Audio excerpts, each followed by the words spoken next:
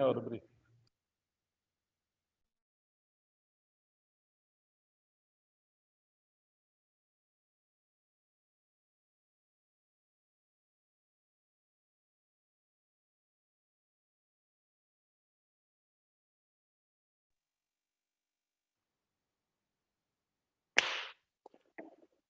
Good afternoon, everyone. We start today's session of online symposium Forming the Reformed, titled International Dialogue on the subject of art education and teaching of art. It's hosted by Academy of Fine Arts in Prague, and today we have 4 fantastic, insightful guests. 5 actually, five guests.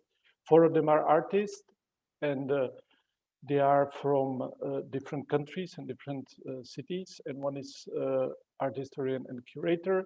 So I will start alphabetically. First is Anna Devic from Zagreb. Second is Jana Kapelova and Nina Vidovencová, which are from Bratislava. Then we have Florian Boomhazel from Vienna and Jiří Surubka from Ostrava. I will introduce each of them before their video contributions, and I will give you short insight in the program, and then we can start. It will be as the last session. So first, we will screen video contribution of each participant. I will shortly introduce each participant, and then their video contribution will be screened, and it will last approximately 1 hour and some minutes. And after that, there will be a common discussion with all the participants. And you can also ask questions during the discussion. Unfortunately, you cannot connect directly, but please write if you have any questions, remarks, or any kind of inquiry, please write it in the chat. It's the easiest way that it can be done. So the first contribution is by Anna Devic, who is curator based in Zagreb. She's a member of curatorial collective What, How, and For Whom, shortly known as VHV. The collective was formed in 1999. Its members are curators Yvette Churlin, Anna Devic, Natasha Ilic, and Sabina Sabolovic, and designer and publicist Dejan Kršić. Since 2003, VHV collective has been running the program of Galeria Nova, a city-owned gallery in Zagreb in Croatia. VHV launched in 2018 a new international study program for emerging artists called VHV Academia, that is based in Zagreb. In 2019, members of VHV, Yvette Churlin, Natasha Ilic, and Sabina Sabolovic, were appointed as artistic directors of Kunsthalle Vienna. VHV collective activities continue in Zagreb, coordinated by Anna Devic, whom we have with us today. Anna is interested in possibilities of the exhibition genre, educational collaborative processes, and various cultural situations in which, as T.J. Clark defines it, art and politics couldn't escape each other. She's a doctoral candidate in history of art at the University of Zadar, with the topic of partisan artistic production and anti-fascist resistance during World War II. At MA program in Visual Art and Curatorial Studies at NABA in Milan, she has been teaching a course on the history of exhibitions. And the first contribution will have a form of a dialogue that was proposed by Anna. So we can watch the first contribution.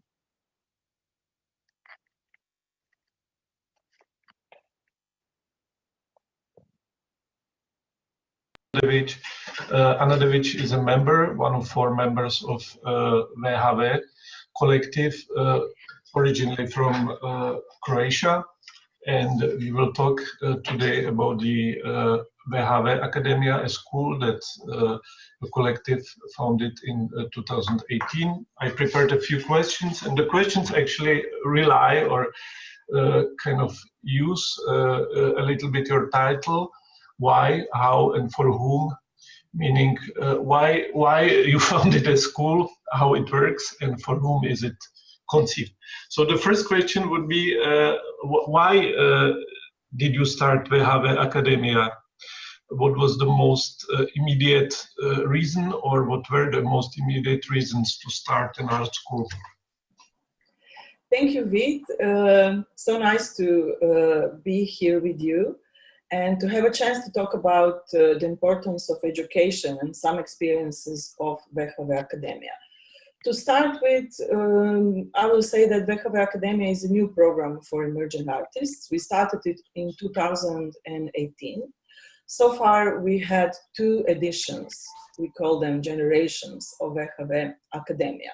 So the idea was to intervene in the existing educational system for the artists, not only in Croatian context or in regional context, but also on the international level.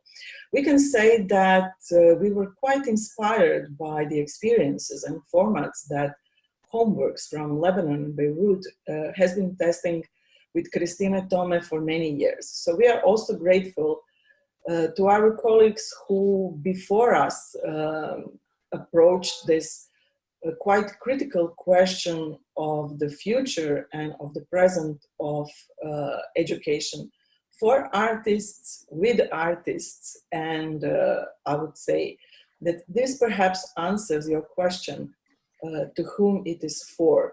And we also try, while coming from the collective position and from the long experience of working collectively, working on the independent scene for many years, our idea was that we try to translate a little bit some of the experiences that we as a collective achieved so far in the formats of exhibition making and programming of different type. We start from this idea of conscious citizen.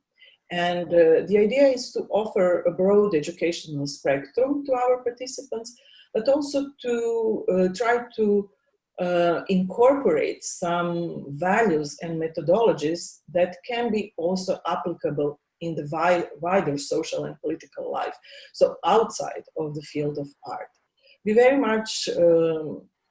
very much inspired by this Brechtian idea of learning by doing, and we see that as a crucial element in the educational processes. So the idea is that we try to encourage our participants that actively with us co-produce a critical content. And in that sense, we are collectively producing together new methodologies of co-learning. So technically, VHV Academia usually incorporates 8 to 15 international students. Our academic year lasts between 7 to 8 months. And it is not only a tuition-free program, it is also a program that offers its participants stipends that partake in covering their costs of staying in Zagreb. Academia is realized in partnership with Contact Collection from Vienna, who focuses on experimental and neo-avant-garde art in Central, Eastern, and Southeastern Europe from late 50s onwards. So the idea is that through this partnership, we are also try to rethink our curriculum from the very position of these practices coming from the territory of so-called Eastern Europe, that in many ways, with their imagination, alternative and more autonomous ways of producing and contextualizing art, are informing and inspiring our program. Mm-hmm. So maybe I would go a little bit on the beginning. What you have been saying. What is the relation of your school to existing public art schools and private art schools in Croatia? How is the situation in Croatia in general in art education, and what kind of like your activity or academia's activity tries to cover or kind of substitute? So I said that while intervening in the existing system, we tried to translate a little bit of what we achieved in the process of the exhibition making. So on a good side, still, and that was a part of some struggles that happened since 10 years ago in Croatia, we can say that the good moment is that education is mostly still public. And it means that in some situations, it is also for free for the students. Mm-hmm. On the more critical side, our stance was that education was and still is mostly conservative, in a sense that these kind of programs are not hosted by official academies or some kind of, let's say, universities or programs that have better infrastructure than the infrastructure of VHV Academia. Also, by establishing this program, we wanted to reclaim the right that we inherited from socialism and that we need to nurture also nowadays. This is a right for free education.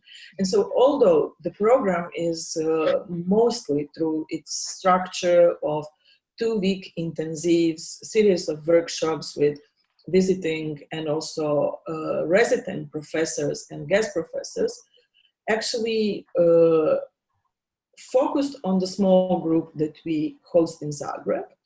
We also, since the very beginning, initiated a public program of VHV Academia called Evenings with VHV Academia. So it means that our idea was that we need to share the program, the participants, some of the tools that we achieved, also with local and with international communities.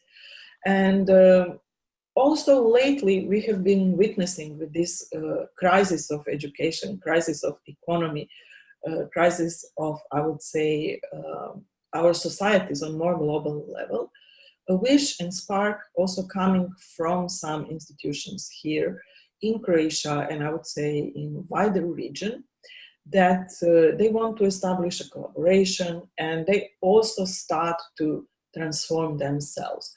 So I would say that this diagnosis of the institutions, formal institutions being still conservative, is in a process of change and that it will change in near future. Mm-hmm. This is a more optimistic optimistic point of view. But somehow I see also the responsibility of VHV Academia and also programs of independent background as some agents that can also catalyze this, I hope, fruitful collaborations between, not only between independent organizations on related to already where there is this compatibility in program, but also with institutions like academies, universities, because our students, our participants are actually coming from that kind of institutions. Mm-hmm. So maybe if you can just give us an outlook, what kind of students are actually applying, where they are from? That's first question. Maybe second question, you mentioned that that the program is for emerging artists. So in which kind of age or kind of stage of career the artists apply? And the third question related to that, maybe how do you proceed with the selection actually? Because I suppose that more people applies that academia can accept, or how do you kind of deal with this selection procedure? So we try to target participants who already graduated from some programs, but are in this space of in-between. So they already are engaged with some exhibitions and with some projects, yet they're in this critical period when they need more time and input and support to be able to continue developing their practices. And so it's kind of postdoctoral, no, not postdoctoral, but kind of post-graduation school in a way, kind of. Post-graduation, but in some examples, we also had people who were, for example, in the final year of graduation, and they were at the same time participating in the program of VHV Academia.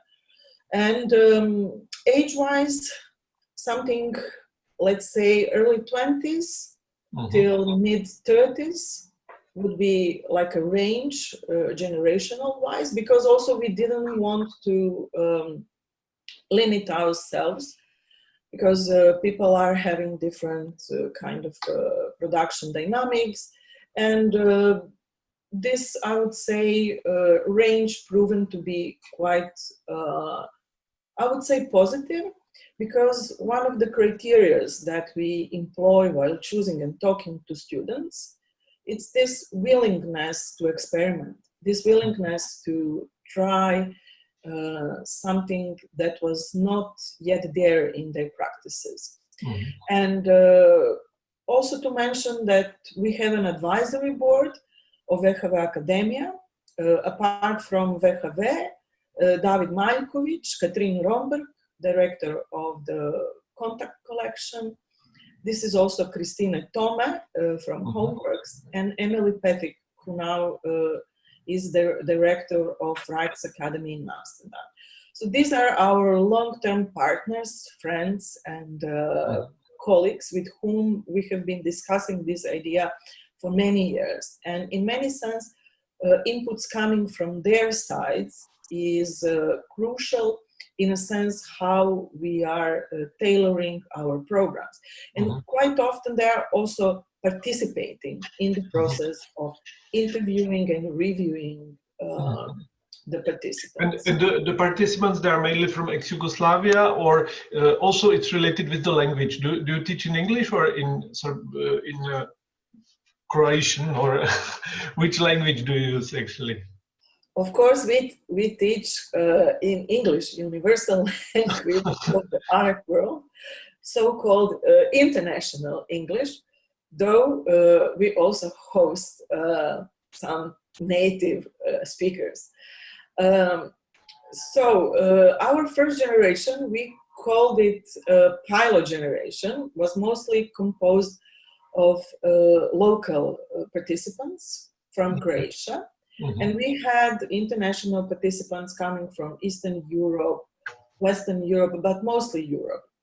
And for the generation that finished in late May, we wanted to broaden the scope of participants. So we had 10 participants from different European countries, less of the presence from Croatia, people from the region, but also people from different, I would say, cultural situations, like from South America, because Russia, because we wanted to broaden the scope and broaden this kind of cultural input and heritage that students are bringing. Because I said that program to a large extent is based on this co-creation. Our thinking was that having a broad spectrum of students will bring up diversity to our program.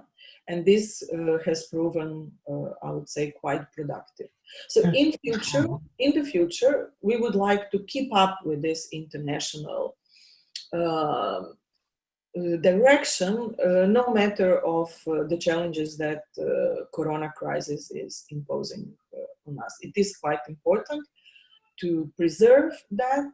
At the same time, it's also important to support the artists coming from the local and the regional context. So you kind of rely to this Brechtian idea of learning by doing, as you said, and so it's kind of actually a schooling related with a kind of production of, as you said, exhibition, or what kind of actually doing this doing and contains? What are how do you set up, if it's an exhibition or if it will be a publication, or how the project appears, and more practically maybe what were the projects of the first two years that you undergone? We utilize the format of the exercise. This is also due because we are inviting participants to try out some new approaches, some new practices, especially during the immersive processes of 2-week intensives. Also, the idea behind VHV Academia is to enable this moment of trial and error, so that we don't know everything in advance. And this is how this idea of learning by doing can be done. Only through testing and through allowing some experimentation, some change of the direction, and also making errors. And this is not possible to achieve with participants if someone who is in the position of mentor not able also to experiment. So to a certain extent, this challenge of trying things, it's something that we also allow to ourselves and to our professors. So each of the professors have a chance to also test their own methodology. Of course, we are giving an input, what could be a focus and how it can be done, but somehow professors have freedom. Just a small question, professors. I suppose that it includes theorists as well as practical, as artists. So it's a kind of interdisciplinary body of professors, right? Yes, that's quite important. Thank you for mentioning that, because for the intensives, we try to balance between curatorial and artistic positions. Also, the other visiting professors come from different disciplines, as you said, theory, curatorial practices, sometimes also some theories outside of the field of art, activism, etc. And since the very beginning, this moment of performative, of bodily gestures, because collective is a physical body, and in that sense we encourage different kind of actions that our visiting professor did in collaboration with participants. In the first year, we had Pierre Balblan in collaboration with Manuel Pelmush, and last year we invited again Manuel Pelmush to be one of the visiting professors for the intensives, because it has proven that, especially during this experimental performative gestures, some new fields can be opened up. And sometimes that also means stressing a lot about whether this will be publicly done or it will be just done in this shelter of a studio, of a sheltered space of academy. And although we don't put the pressure on the participants to do public parts, they happen through this kind of organic exchange between all of us, and we also encourage these actions.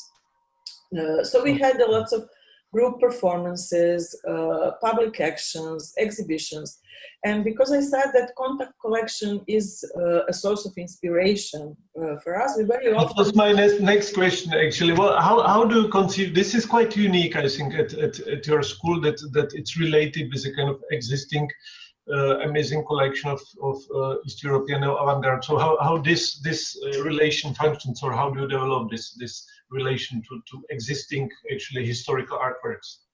And, it's really amazing what Pierre Balblan and Manuel Pelmush did in relation to contact collection. So they presented the works and the practices of the authors who were engaged with the body. And they were studying collectively scores, bodily performative gestures that are already part of the collection. And this was, for example, done in relation not only to the practice of the Eastern European artists like Tomislav Gotovac or some others, but also in relation to Valley Export, Hans Ashley Shire, a number of artists who are part of the collection. So I would say that it is an ongoing research. We also encouraged participants that they research the collection by themselves, because it is a quite interactive website that can be researched individually. And also through the VHV's work, we, of course, are talking about works by Mladen Stilinovic. Sanja Ivejkovic was for 2 years one of the residential professors of VHV Academia. So we try to engage with the practices that are represented in the collection. And for example, for the first exhibition that VHV curated in collaboration with the participants, that was called Midterm, we invited them that they view the collection and that they choose one or two works that seem quite important to them. Not in a sense that they are trying to find an influence, more like a trigger that will then push them into a direction of their own research. And this has proven also quite productive, because when people are coming to Zagreb, people from the context of Eastern Europe are familiar with those practices. And participants from other cultural and geopolitical territories are not so much familiar. So for them, it is an act of learning, and for students who already are familiar, act of relearning.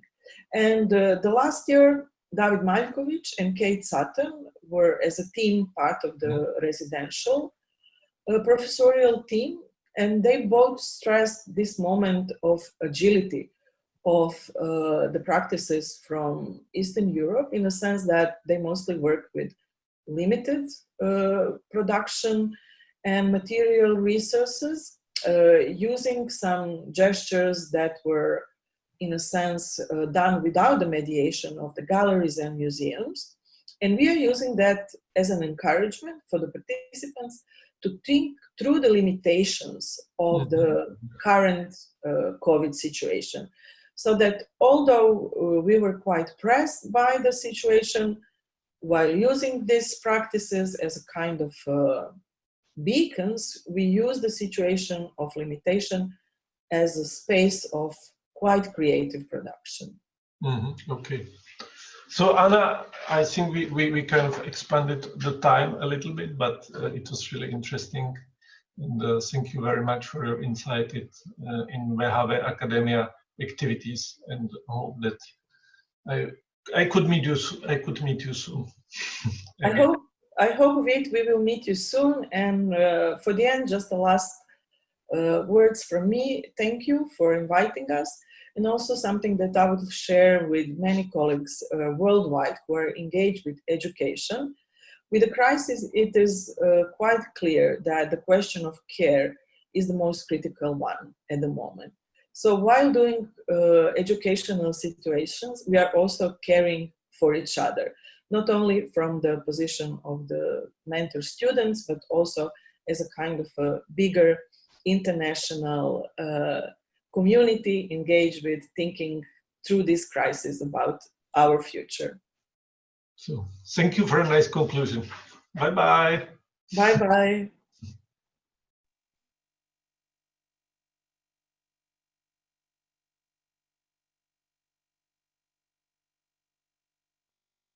The next contribution is coming from city of Ostrava by Jiří Surůvka, who is an artist and who enriched Czech art scene on the second half of the 90s in the sphere of performance and its subsequent development.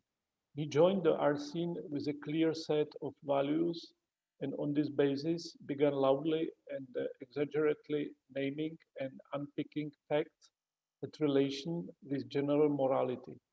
In his visual works, objects, photographs, digital prints, videos, and performances, he offers an intelligible critique of society free of intellectual limitations and graces, which gives him a chance of fulfilling its purpose thanks to simplicity and humor. Jiří Surůvka has acquired respect thanks to his direct personal commitment and involvement, which Jana and Jiří Ševčík describe as a kind of Dada body art. Since 2003, Jiří has worked as a lecturer at Ostrava University as head of the new media studio. Please, let's start.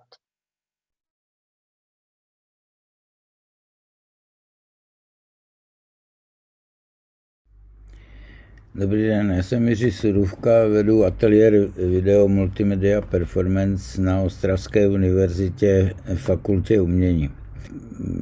Na téma této konference bych se rád vyjádřil, doufám, že co nejstručněji, v několika bodech. Jedna, která se představím, pak naši školu, pak i obecněji a dojdu ke konkrétnímu názoru k tématu. Já jsem vlastně nemám klasické školení umělecké, v Ostravě ani žádná umělecká škola nebyla. Vystudoval jsem filozofickou fakultu, učitelství češtiny, výtvarky a učitele jsem dělal asi rok a půl po škole a pak jsem se stal volným umělcem, spíše z nedostatku pracovních příležitostí a donutilo mě, nebo měl jsem takové touhy být umělec výtvarný. A vyrůstal jsem v těch 60., 70., 80. letech ještě v komunismu a takže jsem spíš patřil k takovému jakoby uměleckému undergroundu v té době, hudebnímu, literárnímu i výtvarnému. Vznikla taková skupina mých generačních druhů, z nich část nebo polovina zhruba odešla po roce 90 studovat umění do Prahy na akademii a my jsme zůstali tady. Tak nějak celostatně jsem se začal projevovat na začátku 90. let. V průběhu 90. let jsem se etabloval, dejme tomu, jako umělec a na začátku 0. let nebo někde v polovině jsem začal učit na tehdy ještě Institutu umění Ostravské univerzity, pak fakultě umění.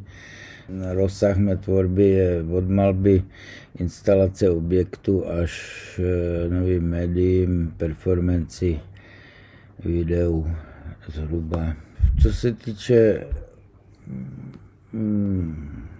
systému, jak já učím, není to jako je to založeno právě na tom self-made manství, v tom, že já ty studenty nutím, aby se taky vlastně udělali sami. Jo? Jako my jim poskytneme zázemí ve škole, technické školení, probíráme to tak, jak jsem vyjmenoval svoji tvorbu, tak zhruba ve stejném pásmu, od kresby, malby v prvním ročníku po sléze objektu, instalaci, videu, performanci a novým médiím, mappingu a takových těch podružných disciplín. Co se týče školení a formy, ale obsah, do toho jim nemluvím, toho prvního ročníku, ten si musí generovat sami. Já myslím, že to je asi tak nejlepší, protože to je to v tom s tím dřívěžkem. Je to lepší, než jim předepisovat, co mají dělat. To, co dělají, to je obsah, to je jejich názor, to je jejich věc, kterou jim nemůžu brát, protože jsem jiná generace. Takže nemohu je týrat vlastně nad nějakými klasickými disciplínami, ale necháme dělat, co oni chtějí, o čem si myslí, že je problém, který by měli řešit. A jenom jim pomáhám, nebo dělám zázemí. Pomáhám s tou formou. Obsah je jejich. A tím pádem vlastně mě nebrzdím, že bych jim vnucoval. Samozřejmě ten rozdíl je markantní proti výuce umění do roku 89, kdy to bylo taková jakoby konzervativní instituce a od 50. let vlastně bylo v komunismu umění ideologizované a byl jen jediná správná cesta byla a jinak by se ten absolvent vlastně neuživil, pokud by měl jiný světonázor. A potom v roce 90 se tohle právě demokracii uvolnilo a přichází nové poznatky, vlastně teprve se seznamujeme s uměním, které jsme byli odtrženi v těch 70. 80. letech. A to je ten první nástup takového toho modernismu, toho vlastně i vracejí se emigranti, umělci, i umělci, kteří nemohli vystavovat, stávají se tou první generací na školách a vychovávají tu generaci 80. let. Mimo mě, protože já jsem nic takového nestudoval, možná tak proto jsem rostl jako v dříví v lese, tudíž jsem si nemohl dovolit nějak ideologicky působit. No, 90. leta taky byla desetiletím, nebo i ta 0. leta individualismu a žádná ideologie by v té době neprošla. A tak tomu bylo i na západě. To už byly ty časy postmoderny, která pronikala už těch jako povědomí o ní v 80. letech, hlavně teda v Praze. My jsme o tom příliš nevěděli. I když styk s Polskem třeba nám něco zprostředkoval, protože Polsko na tom bylo lépe, Poláci si nikdy nenechali se dezintegrovat tím komunismem od své víry a kultury a intelektuálních záležitostí. Takže to byla inspirace spíš odtamtud. A bohužel musím konstatovat, a to je ta druhá vlna, kterou zmiňuje Vida Vránek, musím konstatovat, že se časy ideologizace umění zase vracejí. Tady v té problematice právě genderové korektnosti, LGBTQ komunity, posthumánní problematice, tady těch jakoby dnes velmi diskutovaných problémech v tom uměleckém mainstreamu, protože ten umělecký mainstream právě na nás charakterizuje tahleta jakási chtěná angažovanost a nakonec se jakoby vracíme do 50. let do toho kádrování a vlastně preferování sociálního angažma nad talentem, nad uměleckým schopností a nad individuálním zaměřením každého toho té entity, toho jednoho konkrétního umělce. Je to taková jakási sinusoida, která nevím, jestli je to správně v současné době. Ale já jsem si zvolil metodu práce se studenty v tom, že já jim do toho nemluvím. Jo. Takže, protože já jsem jiná generace a taky nemám do toho vůbec v podstatě co mluvit. Že? A to je jejich problém. Já jim budu jenom mluvit do toho, jestli se jim podařilo při těch konzultacích, teda zavádím s nimi dialog, jestli se jim tedy to, co chtěli říct, tu svoji message, jestli se jim formálně podařilo tedy využít té formy k maximálnímu emocionálnímu sdělení. Taky se jim snažím naznačit, že umění je jistá nadstavba, která je specifická pro každého z nich individuálně. Jo. Že musí se naučit, nebo musí umět něco, co neumí nikdo jiný. Tudíž vzít svůj talent do hrsti a využít ho maximálně v prospěch svého poselství, které to umění. A to je jedno, jestli začínají od formy a dochází tak jako třeba v konceptuálním umění od 70. let, kdy forma dávala obsah a později se řešil obsah a forma jenom sloužila. To je zase sinusoida, kdy ta forma s obsahem vlastně neustále soupeří. Jak v té písni hádala se duše s tělem. Že? Tělo je forma, duše je ten obsah. tak je to velmi jednoduchý princip. Zatím mi to, myslím, funguje. Z nějakých těch 30-40 mých absolventů minimálně 10 se volné tvorbě věnuje, mají úspěchy. Od těch dalších 30 skončili pravděpodobně v komerční sféře nebo jako učitelé umění na středních školách nebo základních uměleckých školách a tak dále, nebo šli do reklamy někam do komerční sféry. Já teda si myslím, že to je takový udržitelný systém. Samozřejmě jsem generace, která už je postupně na odchodu. Na té naší škole začínala generace, která už dneska jsou to 80-tníci, my už začínáme být 60-tníci. Už u nás na škole učí 40-tníci a řada odborných asistentů převážně jsou mladí od 25 či absolventi až po těch 30 let, takže vlastně ty 3 generace jsou tam zastoupeny. Myslím si, že odchod do důchodu je dneska v 65 letech, takže by měl být pro vysokoškolské pedagogy na uměleckých školách nutnost odejít do toho důchodu. Zůstat třeba na škole jako emeritní profesor nebo něco takového, ale měla by se uvolnit alespoň tímhle způsobem uvolnit místo pro nové další generace pedagogů, kteří mají za sebou minimálně dekádu své tvorby na volné noze. Tak zhruba k tomu, jo.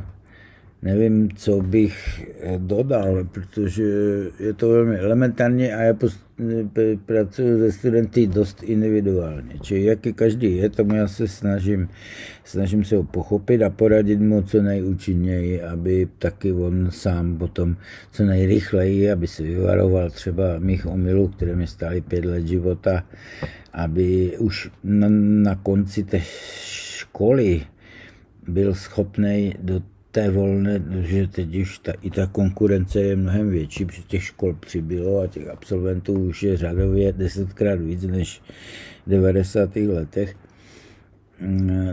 aby byl schopný konkurence. Protože, co si budeme povídat, umělecké povolání nebo poslání není žádná selanka, obzvlášť ještě pořád nejsme kompatibilní s tím, co funguje v západní Evropě nebo bývalé západní Evropě. Když už jsme 16 let v Evropské unii, tak pořád v tom státě není ta podpora umění taková, jak by mohla být. Samozřejmě orientace na západ pro nás není tak úplně ideální, protože my jsme vlastně spojovník toho východu se západem, Česká republika. A obzvlášť my třeba tady v Ostravě spojujeme Polsko, Slovensko, Česko, eventuálně ještě máme další sousedy Němce, Rakušany a vlastně ten kontext je něco jako taková křižovatka vlastně těchto vlivů. Takže to by mohlo být takové specifikum. I to prostředí Ostravy se výrazně liší od prostředí hlavních měst, jako je Praha nebo jiných států, kde my si vytváříme tu síť spíše s podobnými městy, jako jsou Drážďany, nebo Maribor ve Slovinsku, Lvov v Ukrajině, Poznaň, Vroclav, ale nepříliš Krakov. Varšava spíš. Bělystok, ale na hranicích s Běloruskem a Ukrajinou. Celý Balkán vlastně, protože to je zajímavé místo a už mají našlápnuto taky ke vstupu do Evropské unie. Tam všude jsme už byli a máme kontakty, takže řekl bych, to je takový ten rozdíl mezi námi a a třeba uměleckou školu v Praze. Navíc my trénujeme ty studenty, aby si to zázemí vytvářeli sami. To znamená, byli aktivní nejen ve volné tvorbě, ale taky k tomu managementu, sebemanagementu, ale aby taky dělali něco pro komunitu, jako zakladali galerie, společná studia nebo společné ateliéry, festivaly. Máme na to už od těch 90. let vlastně festival Performance, který běží v Ostravě, nebo galerii vedeme, svého času jsme vydávali časopis. Tohle všechno propojujeme ty studenty s prací naší, či mezigeneračně a taky je nutíme de facto, aby i oni už v prvním druhém ročníku vlastně pedagogicky působili třeba s dětma. Jezdíme na workshopy každoročně na jaře do Poznaně, jo, kde spolupracujeme s Centrem štuky dla děcka, kde v parku Citadela týden probíhají workshopy, které vymyslí naši studenti na dané téma toho roku. A pak to tam realizují vlastně s skupinami dětí z základní a střední školy. Jo. Takže vlastně učit umění, člověk by měl jaksi tak nějak paralelně studovat i s tou vlastní tvorbou. Jo. Takže vlastně jako dávat dál své zkušenosti. Čili je to takový obecný předpoklad k tomu, aby byl člověk dobrý pozorovatel a dobrý umělec, tak musí mít co nejširší zkušenost a praxi. Takže děkuju. Zatím všechno.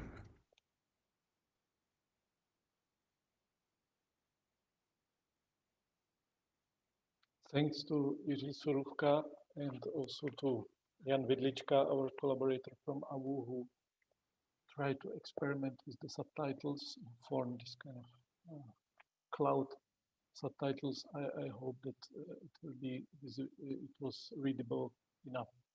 Next contribution is from Florian Boomhazel, who was born in Vienna in 1971, where he lives and works. He studied at Höhere Grafische Bundeslehre und I'm sorry for my German pronunciation, Versuchsland in Vienna, and at the Hochschule für angewandte Kunst in Vienna also. His international career began at the age of 22 when he participated in the exhibition Backstage, Topologie zeitgenössischer Kunst at Kunstverein in Hamburg. Florian Boomhazel's work is constituted by a constellation of historical references encoded within a visual language that appears purely formal. The apparent abstraction of his paintings, films, and installation is anchored by specific archival sources: 17th century paintings, 17th century kimono designs, avant-garde typography, World War First military uniform patterns, cartography, Latin American textiles, and early dance notations. Through the selection, redaction, rearrangement, and reproduction of his source material and systematic and subjective modes of transcription, the artist arrives at a vocabulary that is at once abstract and semiotically motivated. He is a professor at the Fine Arts Academy in Munich, and he was also a hosting professor for one semester at the Fine Arts Academy in Prague. Thank you, Florian Boomhazel.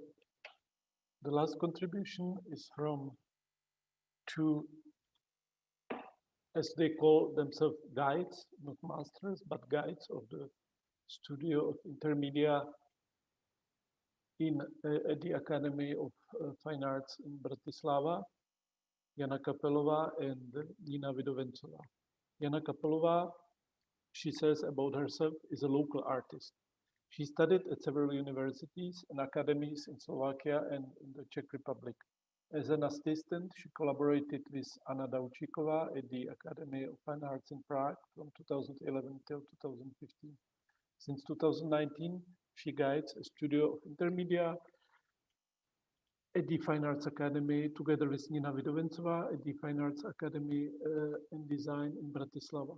She has devoted part of her life to cultural activism with the initiative 20 years after the Velvet Revolution didn't happen from 2010 till 2013, and with Culture We Stand since 2019. She received Oscar Čepan Award in 2014, which is a Young Visual Artist Award awarded in Slovakia. She has exhibited individually in Slovak and in Czech Republic, but mainly in group exhibitions in Europe and America. In her artwork, she deals with the topics of education, labor, and self-realization. From 2015, she is a mother.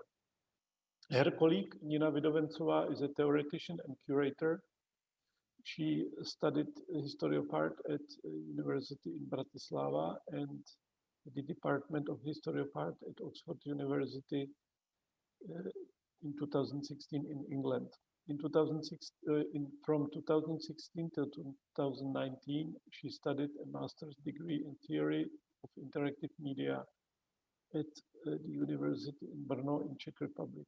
Since 2019, she's preparing her PhD under the lead of Bohumka Koklesová at the Theory and the History of Art Department of the Academy of Fine Arts in Bratislava. During her time of study, she worked in Kunsthalle Bratislava as an educator and production of exhibition. In 2019, she co-founded initiative and platform with Culture We Stand, which called for new leadership at the Ministry of Culture that will cooperate with advisory bodies and respect the voices of artistic institutions in a competent and sensitive manner, showing interest to lead this department. From 2019, she guides the studio of Intermedia together with Jana Kapelová. Please, the last contribution.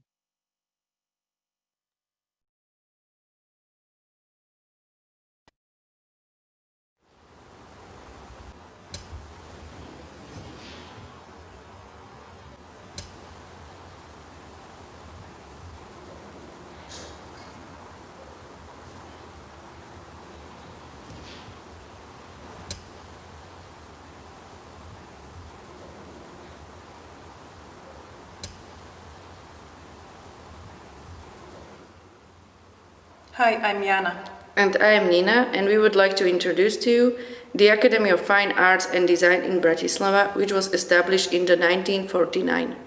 At that time, visual art in Slovakia was significantly institutionalized. Currently, the AFAD in Bratislava has 3 buildings, its own gallery, medium gallery, and library, an overall of 14 departments. The AFAD educates circa 700 students and employs around 120 pedagogues and 90 employees in administration, technological workplaces, and economy management. The academy is based on principle of Bauhaus, but at the beginning there were only 5 studios focused on painting, sculpture, and restoration. In the following years, more studios were added, which developed later into departments such as printmaking, architecture, textile, design, etc.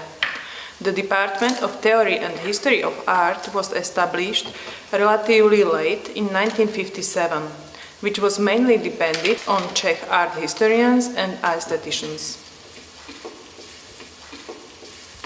The period of normalization strongly marked the choice of students and teachers and also the topics in the spirit of socialist realism.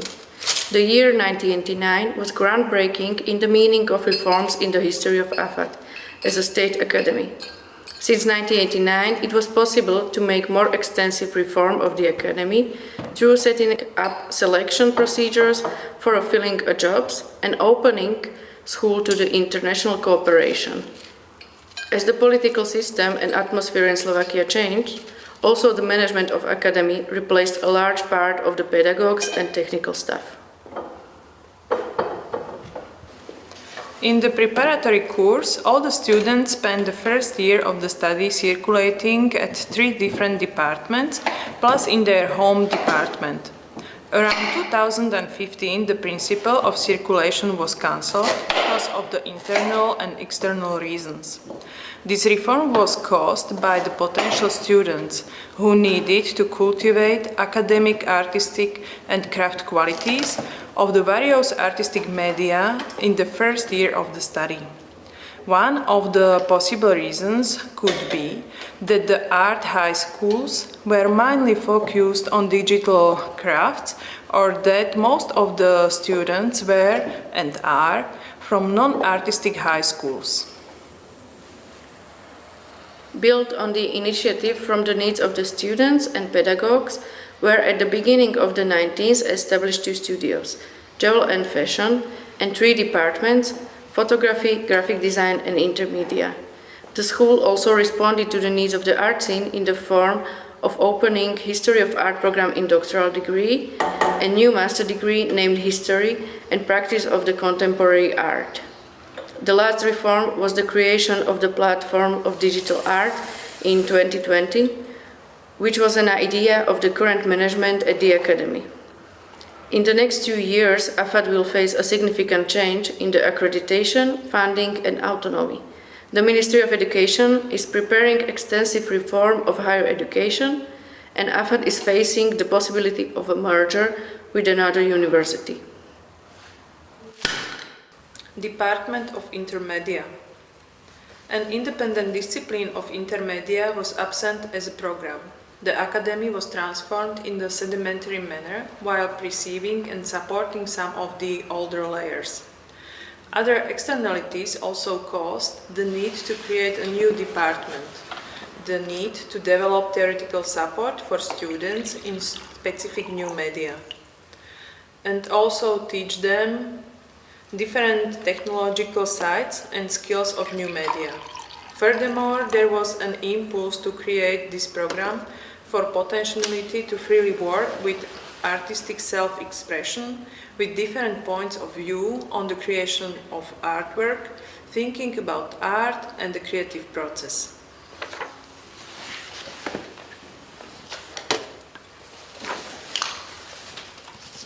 Currently, the Department of Intermedia consists of 3 studios: Studio of Intermedia, Studio of Spatial Communication Plus, and Studio www. Part of the department is Lab Workplace, includes Photo Video Studio, Sound Studio, and Computer Lab, which is mainly technological support for the department and also covers the first year of preparatory course. In cooperation with other colleagues, we decided to change the relatively old structure of the study programming in 2020, so it will correspond better with the actual focus of the studios. At the same time, we intended to concentrate all the subjects where students acquire skills with several media: photography, camera, editing, sound, object and installation, interactivity and performance in the first 2 years, and focus them on the cultivation of academic, artistic and craft qualities of the various artistic media. The same situation as with the whole academy is at the department where most of the applicants for study are from non-artistic high schools, without most of the necessary skills or manual knowledge or crafts. That is one of the reasons why in the future applicants we are not looking for talent, but we are more focused on their personal qualities such as curiosity, zeal and sensitivity. The tendency of more significant changes in the study program is stand on the idea that since the 3rd year of the study, they can freely choose from practical and theoretical subjects which are interesting for them at that time, so that they can develop their skills and crafts. Concerning the changes also comes the change of pedagogical approach, with a concentration on the intermediate education and individual needs of everyone. Studio of Intermedia. During the semester, the core of the consultation is formed on natural discussion of the selected topic. We try to avoid giving advice as much as possible, so they can develop their way of creative thinking, approach to the creative process, and visually vocabulary. Giving advice might have a side effects. In one case, the project might end up well, and the student will have bad feelings about himself or herself because it was not his or her idea. In the second case, when something goes wrong with the project, he or she will start to blame the pedagogue for a negative result. Both of these cases disrupt the relationship between pedagogue and student. How do you teach art in the studio of Intermedia? In our opinion, it is impossible to teach art. Only the students can decide what they want to learn. Teachers and students of all grades learn from each other. They developed and pass on experiences, skills and knowledge. Our principles are based on the idea that the primary responsibility is passed on the students. We can only give them our time, subjective points of view on what we see or hear from them and discuss it with them. Our different starting points might be helpful in the teaching process. I am a visual artist and Nina is an art theoretician and curator, currently studying PhD at the Department of History and Theory of Art at AFAT. Our input into the consultations is founded in asking questions, showing similar artworks from the chosen topic, recommending literature, and fabulating absurd possibilities. We improvise as much as possible during the whole time of the teaching process, and the awkwardness is our strongest approach. We take into consideration the individuality of each student and focus on their self-development. Students are guided during their studies to critical thinking and the process of work on their own art projects, with an emphasis on the creative process. The mistakes are perceived as a natural part of creativity. We understand the studio of Intermedia as an open space for ideas, opinions, and experiences, and we mostly try to support open and respectful communication. The program is decided together as a group and formed on the principles of direct democracy. The semester starts by filling out an open curriculum questionnaire where we send our own ideas of the topic and formal aspects of our projects. The primary intention of the questionnaire is to create a space for us to name our own interests and topics. We determine what type of knowledge we would like to learn for our projects, or what workshop and lectures we would like to attend. At the end of the semester, we fill out the last columns of the open curriculum, where we formulate our self-evaluation of the process of work during the semester and the feedback to the guidance of the studio as well as overall studio functioning. At the same time, the feedback for us is also formulated by Jana and Nina. The grading of the semester relates to the exchange of self-evaluation and feedback, which could be further developed into the discussion. In terms of practice, we only had the experience of 3 semesters at the AFAT. The last 2 of them were mostly online, due to the pandemic, which can also be considered as type of reform. In some moments, our ideal idea of guiding a studio is feasible. We knew that if we want to do process of unschooling with students, it would be necessary to first start with deschooling different layers of the school system. It was confirmed to us that it strongly depends on each individual how much time of deschooling is necessary for him or her. Naturally, during the education process, there are many situations which needs deeper discussion and understanding. One of the often moments is students' own uncertainty with the open curriculum and process of formulating internal needs. When the stagnation appears, we try to help them through dialogue to find their own interest and topic which they want to react. Our conversations are about the need to say things out loud, formulate the words and not only keep them in mind, but also about starting the creative process, in the sense of sketching, writing ideas down and doing research on the selected topic. Some of the students often only think about their projects in their heads, which blocks their creative process. In the studio, we are aware that our teaching approach is not suitable for everyone. Another situation is the framework of the grading process. Some of the students have a need to get a grade or approval from us because they see us as an authority. Same moment is during the department evaluation of the bachelor or master artworks, when our system of grading is not accepted by the colleagues. The written feedback, which reflects the whole process of the work on the semestral project, is usually not enough for him or her. We often hear these kind of questions or statements from the students. Is it good enough? Is it bad? Is it art? Does it make sense or is it nonsense? Is it enough? Why should I do it and put my energy into it if it is only for 20 minutes of evaluation? Group consultations are a waste of time.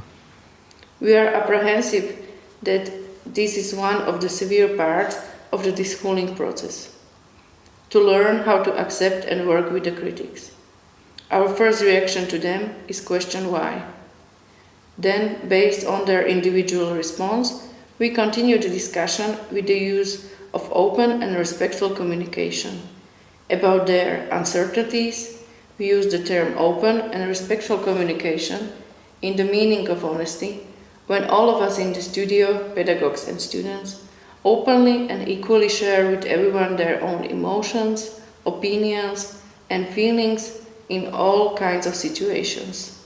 Positive, passive, joyful, negative, palsy-walsy, frustrating, affirmative, or intimate. We are well aware that this kind of freedom is not for everyone.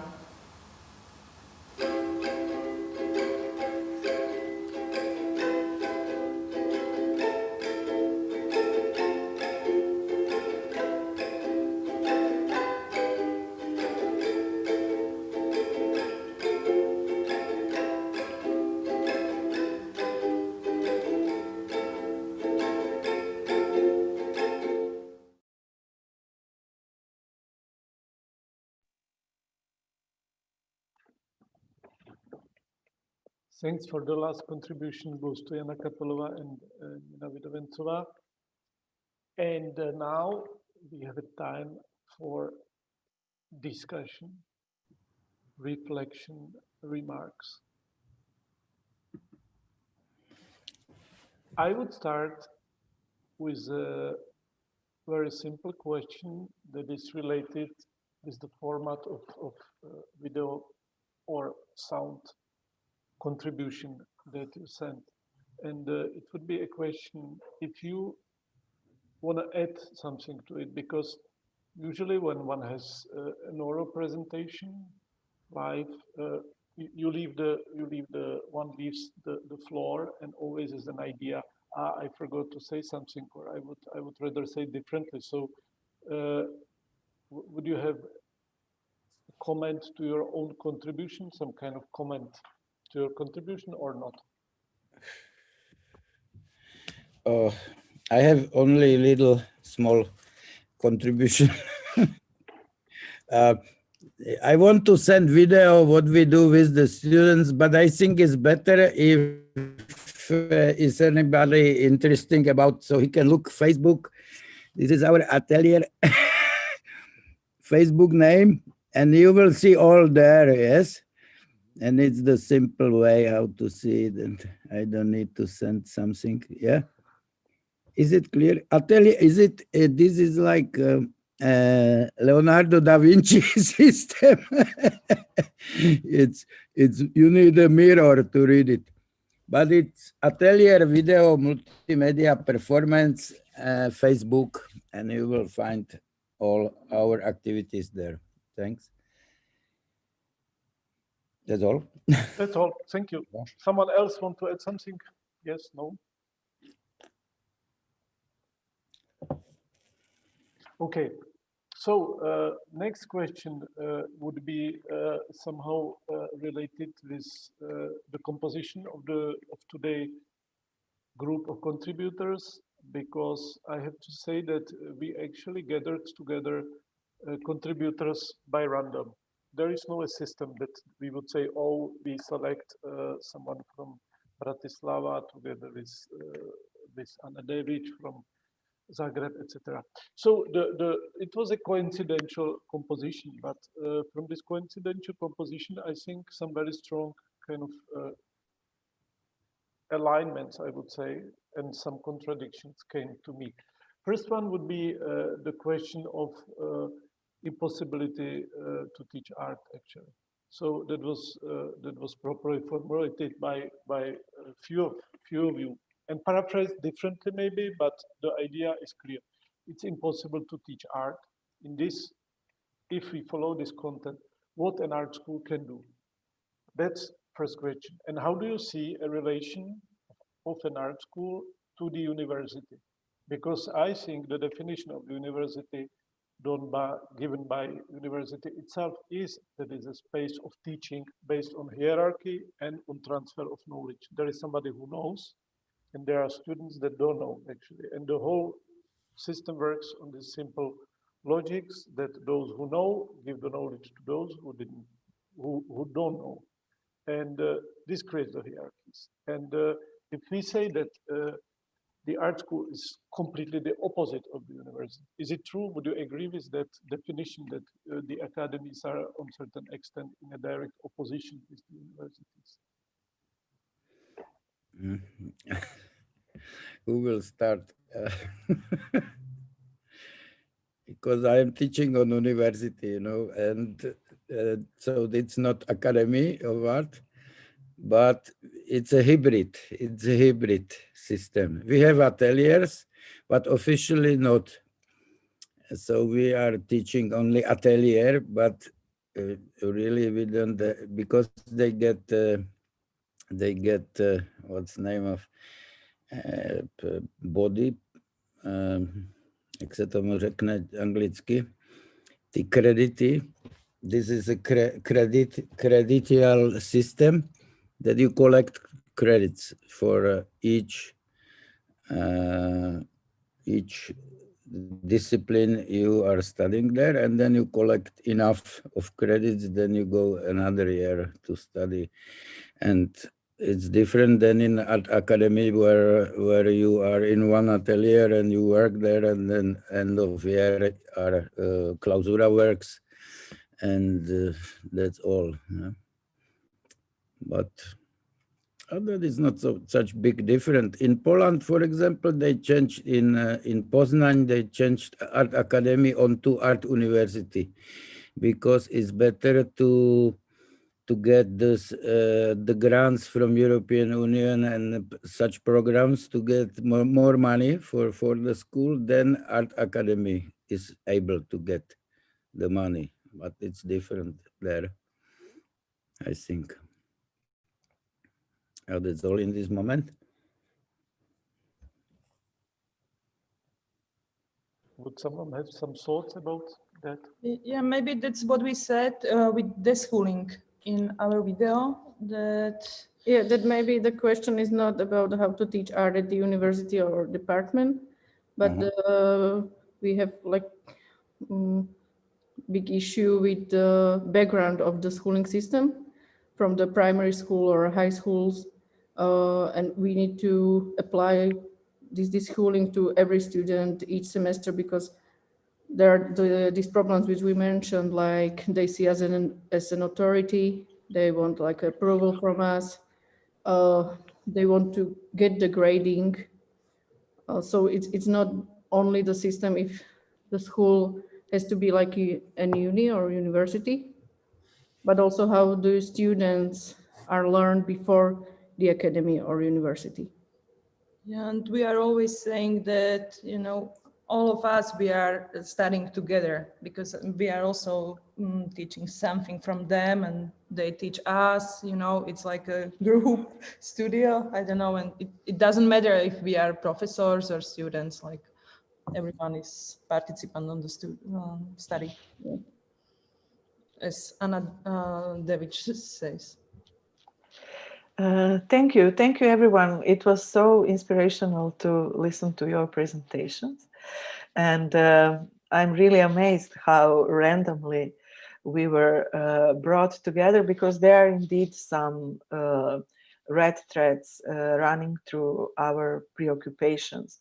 And one of them that I noticed that we all share is this idea of abolishing talent, because that was something that we resonated quite strongly with what Florian mentioned, and that was also mentioned by you. So in that sense, I also can quite relate to this claim that there is this paradox in art education.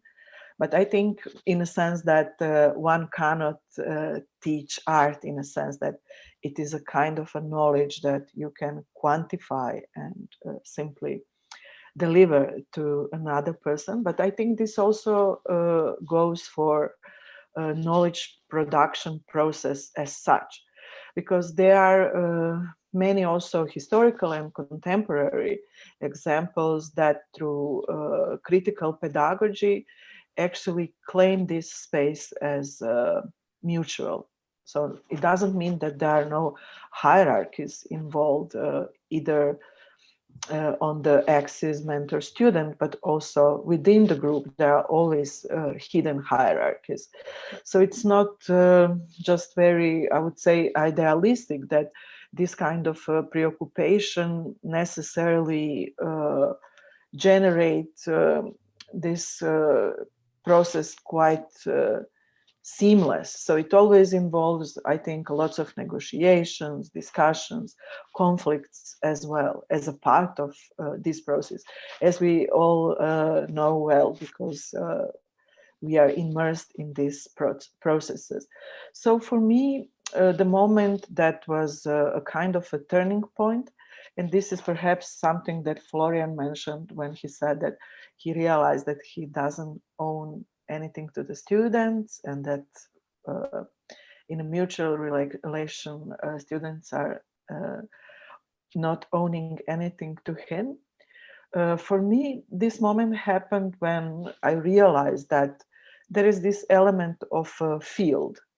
So it is something that I, as an educator or organizer, can initiate, but that the other people are also taking the responsibility for it. And also, I like what you said about this idea that some programs are not for everyone, which I clearly can confirm from the perspective of VHV Academia. Related to the question that Vita asked about the relationship between academy and university, I think this holds true to a certain degree, given the fact that not only academy as a space and as an institution, but art itself has been, and it still claims a space for freedom. So in that sense, we can view universities as maybe more representational and hierarchical spaces. And we also know through history that in different periods, during the socialism as well, existed those spaces of freedom, radicality, testing, trying in academia, in different kind of visual art academies. But maybe this is just from my point of view, and I would like to hear your opinion on what we'd asked.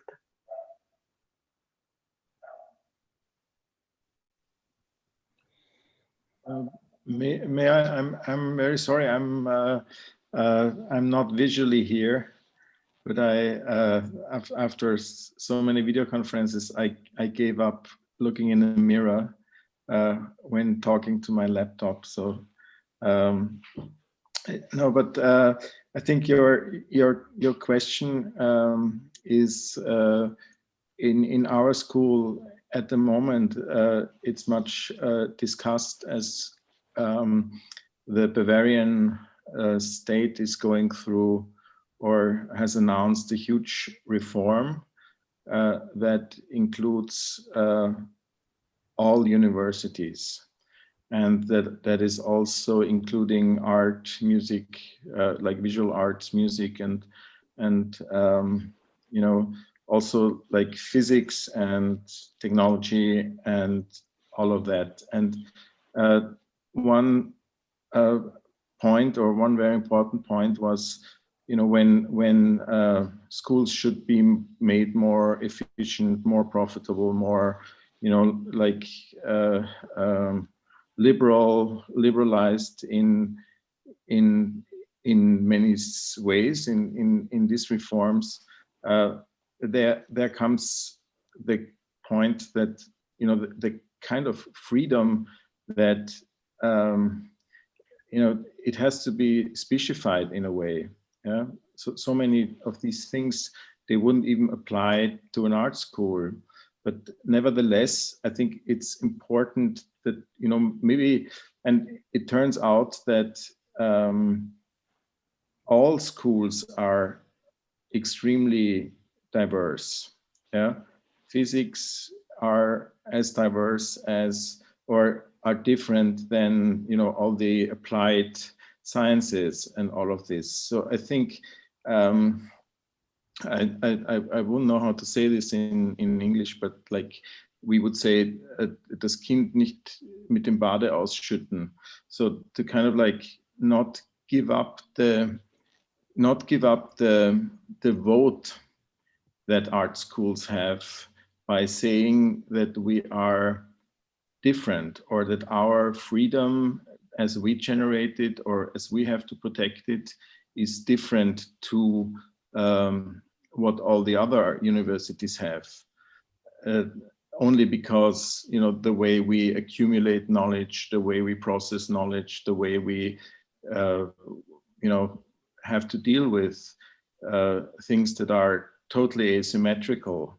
Yeah, that, and I think it's important not, or it proves that it's important not to lose this dialogue with society by saying that, you know, we are spaces for artists, yes, but on the other hand, you know, we generate something that is of value, that is of, you know, and even if we cannot, or in many ways, we cannot say that we produce people who, you know, would go immediately into the art market, that go immediately into the institutions, that, or even say that, you know, we produce something for society or so.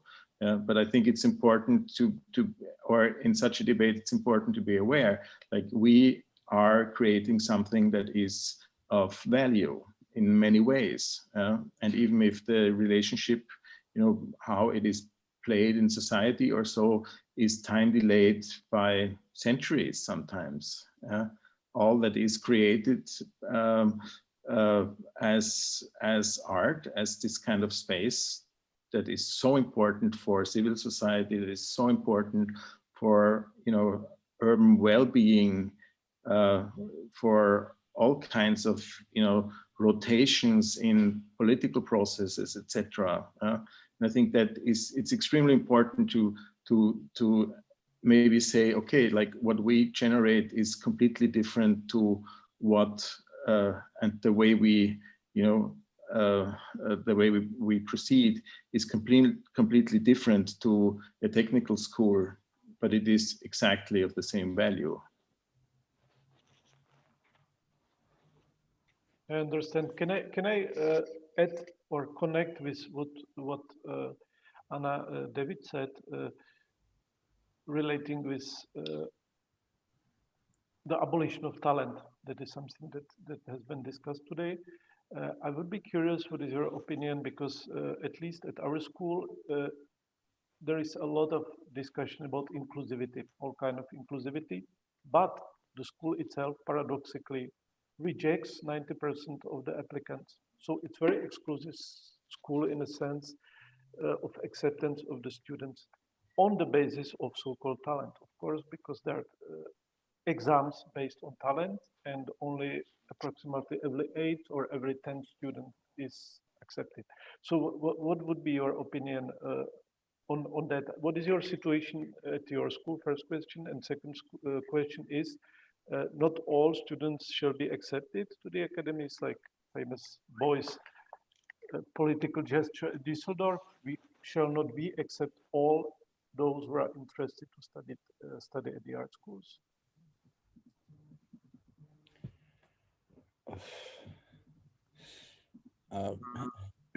I remember 1990 when I did examines to Art Academy in Prague. So there was 900 people which want to go study, and there was taken only 30 of them, you know.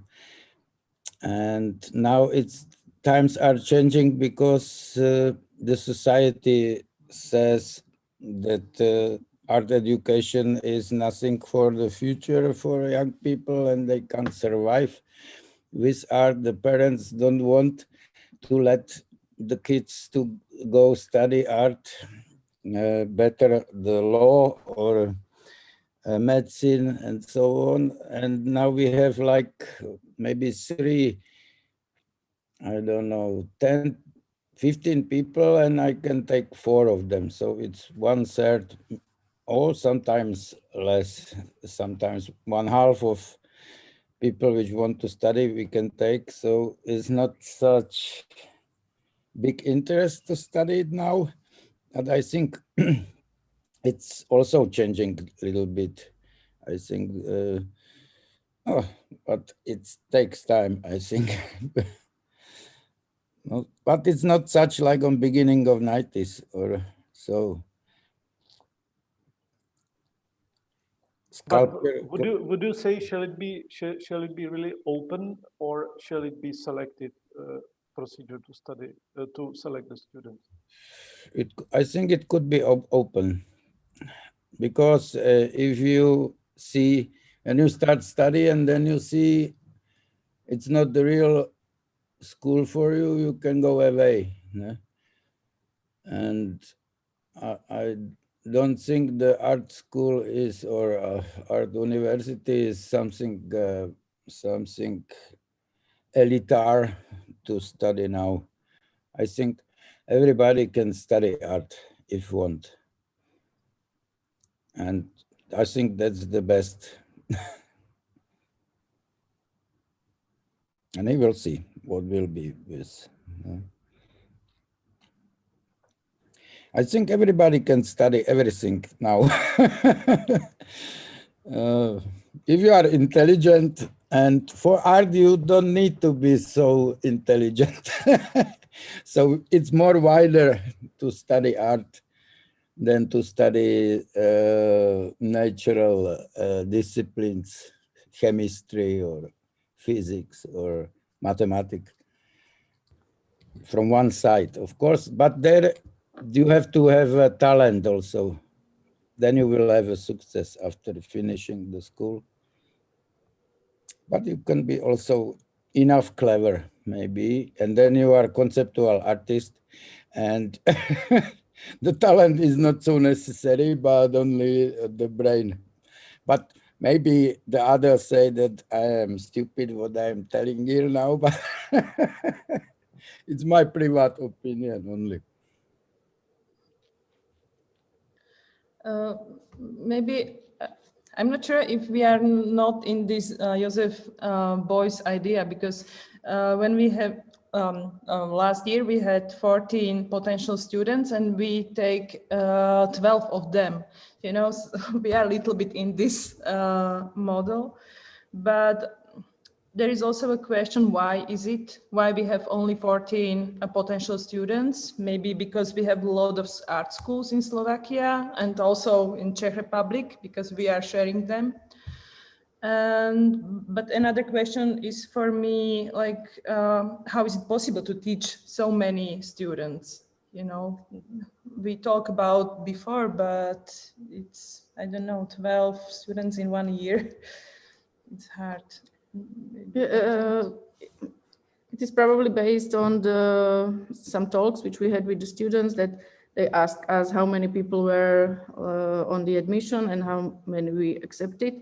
And when we said that we accepted 12 new students, they were horrified that that's too many people for the studio.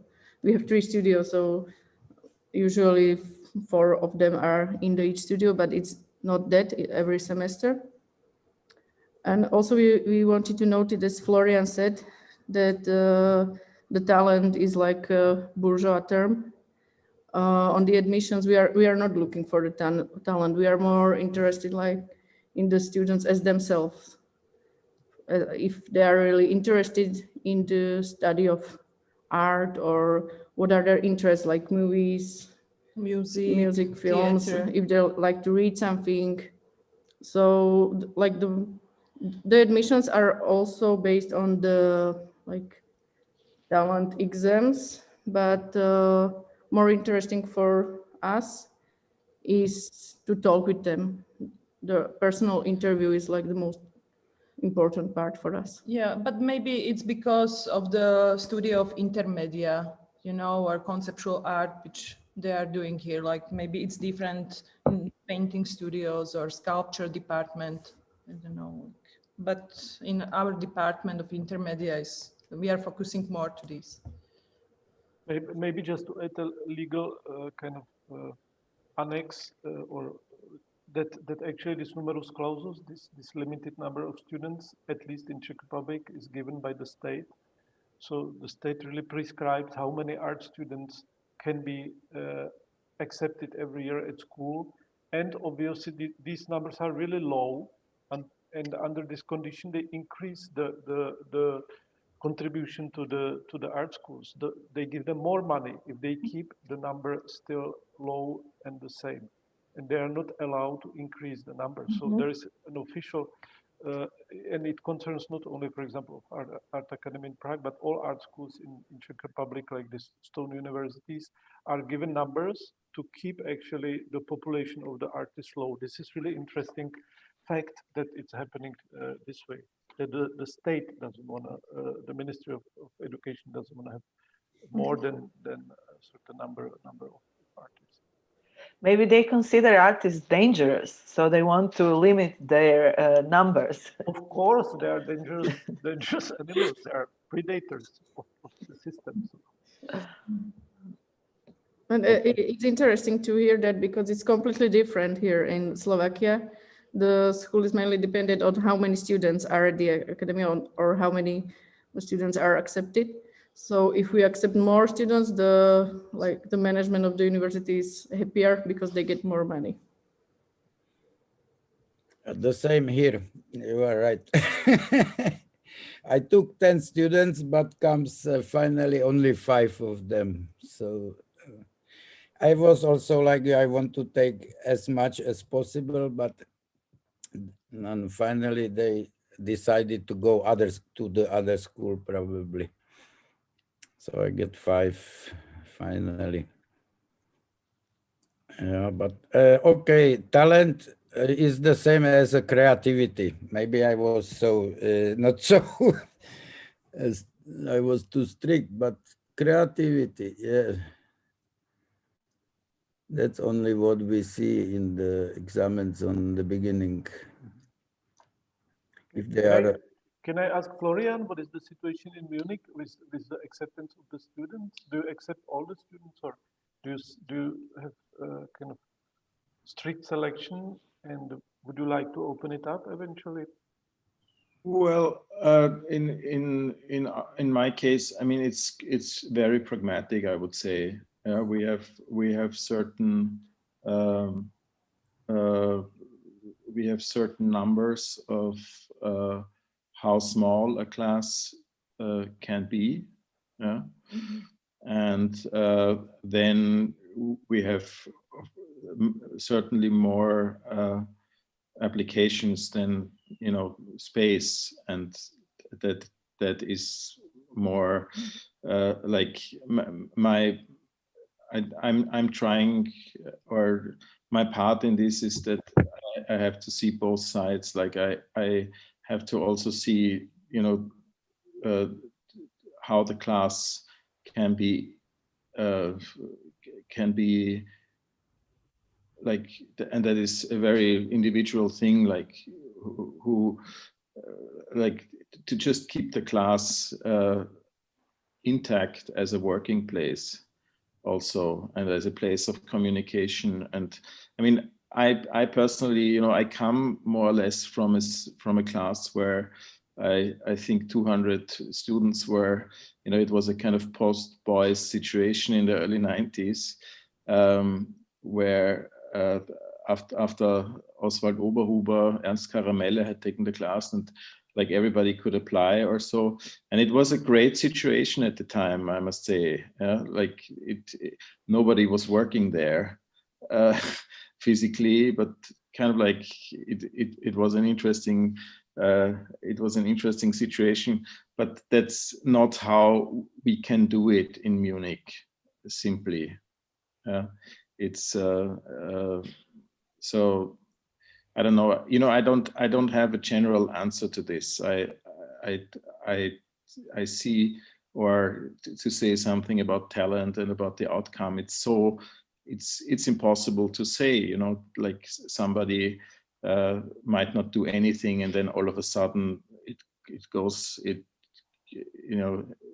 like a rocket, and that's what I mean. It's like it's more a time and space of incubation, and as we have limited space and have limited means, we have to organize it that way. But I see it like I don't want to put anything philosophical or so to it in terms of being elitist or non-elitist or so, but I prioritize the class, I would say. Yeah, that's, also in order to make the applicant happy, to actually see, is the applicant can the applicant have a good time, very simply. And if it's too many people, the individual development is, of course, suffering the possibilities.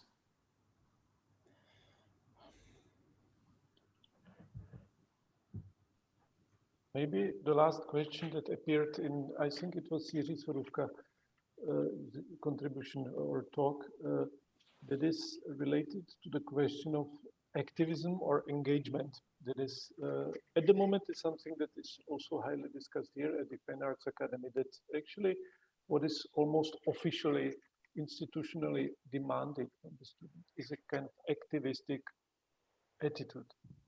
And some generation of artists criticize that, because of course there is also a lot of fake attitudes, or kind of when something is demanded institutionally, then the answer is that it must be delivered somehow if one wants to be accepted or be kind of evaluated well. So what is your opinion on that? Of course, we all, I think, trust in a kind of sincere activism, sincere involvement in the issues, but when this becomes a norm, institutional norm, is it harmful? What kind of opinion would be from your side?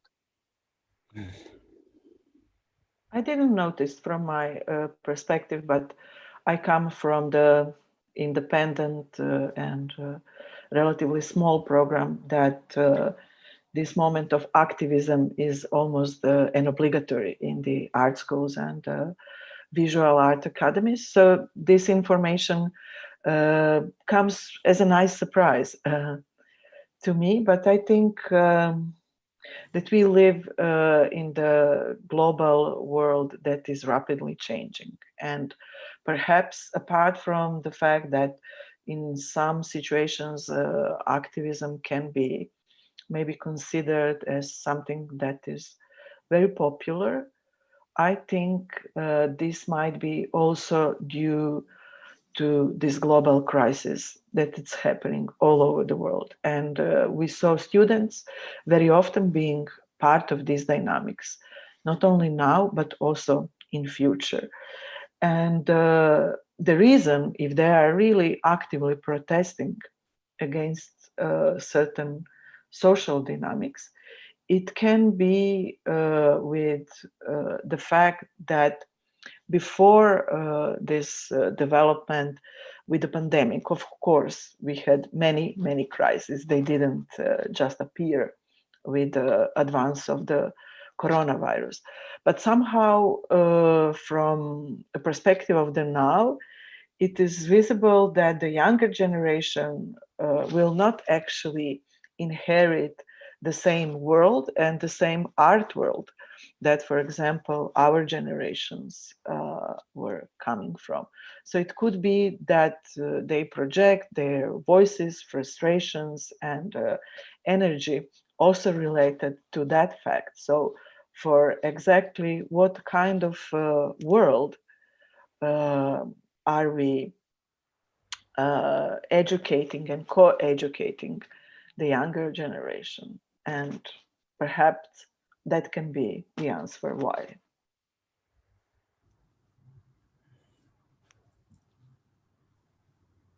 Thank you.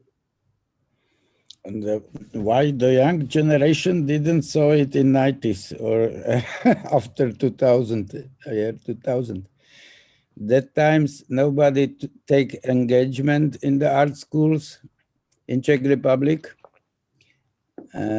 except maybe couple people, and the rest were very, they did another things.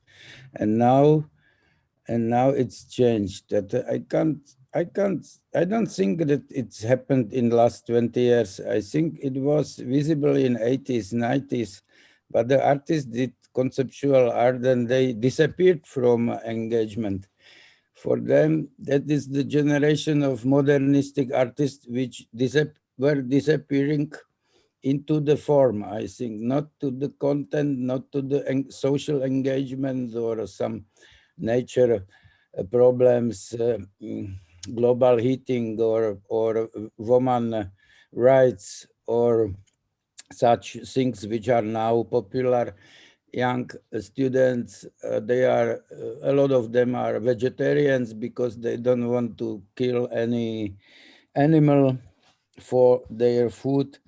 And why this engagement is coming in last, I don't know, 10 years? So it's so fast. Well, I understand your point, but my question was more like the question, when this engagement starts to be institutional. I think it's explicable why, and Anna did it somehow, why certain people are more engaged. And also maybe I think there were engaged people also in 2000, but they would not necessarily go towards art schools. Today, I think art schools are also a kind of refuge or a kind of place where actually certain kind of people feel well because the whole society becomes more kind of organized and psychotic in a way. So it's a retreat a little bit, I think, from general. Maybe, but my point was also, to ask whether if the institution don't ask almost obligatory the applicants to be engaged, and that is something that is criticized, for example, here, that there are some students and they say, but we are not necessarily activists, we are concerned with other issues, but we feel a pressure from the institution, from our colleagues, from the pedagogical board to be engaged and to take these attitudes, and we don't want, and we feel really bad because we are not, for example, activists or something like that. So I don't know what is. No, I don't know. I think this is the old question, engagement or autonomy. And somehow it is also clear that from this conundrum of a present moment, there are so many possibilities also coming from this zone of autonomy, but not like this false neutrality of artistic freedom and ivory tower, etc. But somehow I think that through this freedom that still resides in the position of artistic autonomy, also some new possibilities and new dynamics can stem from.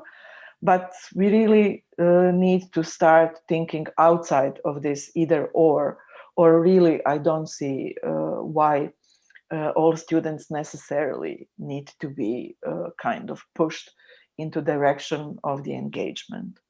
Because what I can say from the example of VHV Academia, somehow this transformative moment of engagement often happens from seemingly quite autonomous positions, even positions that you, Jiří, mentioned, like this preoccupation with the form. If we can approach the form, but with a certain kind of new sensibility, then form can be also engaging. I truly believe in this cross-pollinations and thinking outside of these boxes. Okay, I understand.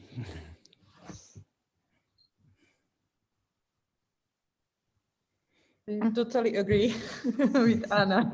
Yeah, I also totally agree with Anna. I mean, I think that's it's. I mean, first of all, we would have to characterize activism, and activism then meaning I don't know, political activism in the form as being identified.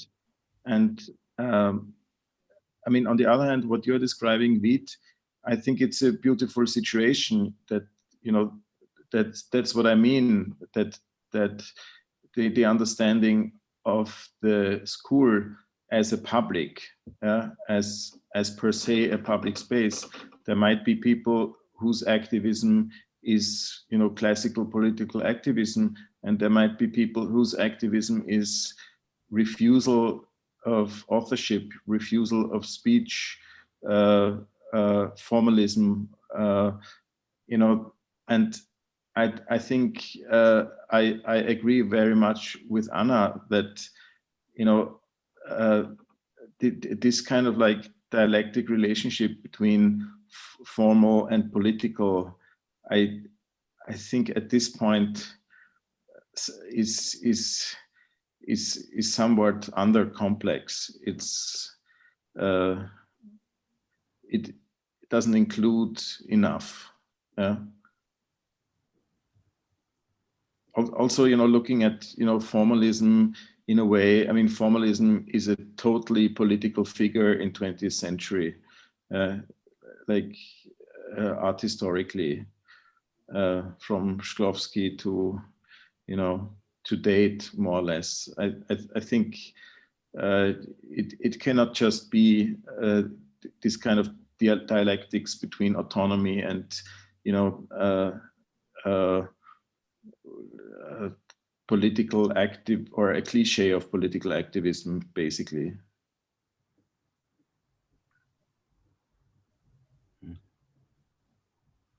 Thank you, dear colleagues. I think it's time. I think it was a nice end of the discussion. It was really quite intense and good tonight. And I hope that you also enjoyed and that you will join for the last session. It will take place on 7th of January.